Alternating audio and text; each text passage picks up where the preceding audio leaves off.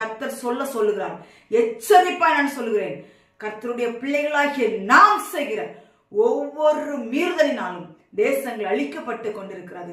நாம நினைச்சிட்டு இருப்போம் உலக பிரகாரமா செய்கிறான், அவன் செய்கிற பாவத்தினால் தேசங்கள் அழிக்கப்படுகிறது, இந்த பூமி அதிர்ச்சிகள் உண்டாகிறது, இப்படி எல்லாம் நம்ம நினைச்சிட்டு இருக்கிறோம்ல.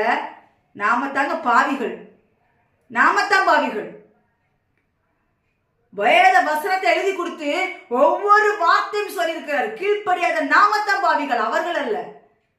நம்ம நிமித்தம் தான் அந்த தேசங்கள் அழிந்து கொண்டிருக்கிறது. தேசங்கள், பட்டணங்கள், கிராமங்கள் தோறும் அழிந்து கொண்டிருக்க காரணம் என்னவென்றால் நம்ம தான் பாவிகள்.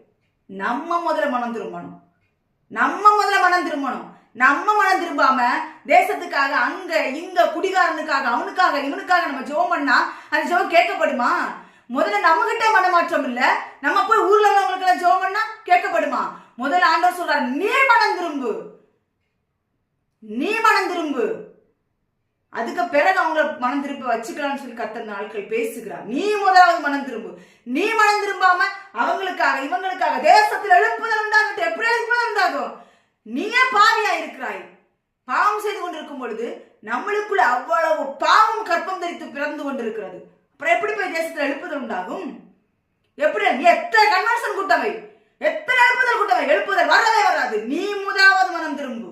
உன்னுடைய மாமிசத்தை அழி, கட்டோடு அழித்து போடு, அதுக்கு பிறகு எழுப்புதல் வரும். நான் மனம் திரும்ப மாட்டேன், ஆனா நான் மற்றவங்களுக்கு உபதேசிப்பேன், மற்றவங்களுக்கு சொல்லுவேன், மற்றவங்களுக்காக ஜெபிப்பேன். வீணான காரியம், கேட்கப்படாது ஜெபம். இந்த நாட்கள் அநேக பாவங்கள் செய்து கொண்டிருக்க